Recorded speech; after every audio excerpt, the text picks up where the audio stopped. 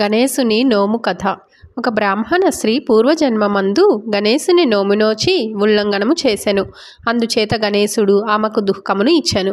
ప్రతిదినము ఆమె హాయిగా కడుపారా తిని ఏమీ తోచక ఒక మూల కూర్చొండి ఏడ్చుచుండెడిది. అది చూచి ఊరి వారందరూ ఆమెను చివాట్లు పెట్టదొడగిరి.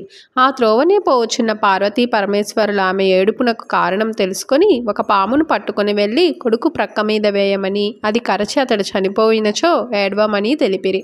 ఆమె అట్లే చేసెను. కానీ పాము ఆమె కొడుకు వచ్చేసరికి బంగారు మొలతాడయ్యెను. అది చూచి తాను ఏడ్చుటకు కారణం దొరకలేదని మరలా అడవిలో కూర్చొని ఏడ్చుచుండెను. మరలా పార్వతీ పరమేశ్వర్లు వచ్చి ఒక తేలును ఆమెకిచ్చి దానిని ఆమె కుమార్తె బొట్టు పెట్టెలో పెట్టమని, అది కుట్టినప్పుడు ఆమెతో నీవు ఏడవవచ్చని తెలిపిరి. ఆమె అట్లే చేసెను. కానీ ఆ తేలు బంగారు చేర్చుక్కగానయ్యెను. అంతనామె మరల ఎడవికి పోయి శోకించుచుండగా పార్వతీ పరమేశ్వరులు వచ్చి తన పెంపుడు పిల్లిని చంపి ఏడవమని చెప్పగా ఆమె ఇంటికి వచ్చి తన పిల్లిని చంపి ఏడ్చుచుండెను.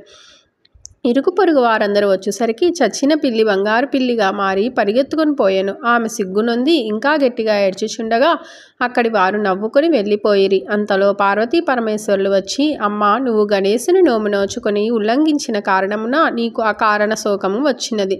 అది పోవుట కానోము మరలా నోచుకోమని చెప్పారు. ఆమె అట్లే నోచి నిత్య సంతోషంతో సుఖంగా ఉండెను. ఉద్యాపనము. క్రొత్త మూకుడులో 5 గిద్దలు నూనె పోసి ఒత్తివేసి శివాలయంలో వెలిగించి దక్షిణతోనూ స్వయం పాకంతోనూ ఆ జ్యోతిని అక్కడున్న నంది దగ్గర పెట్టవలెను.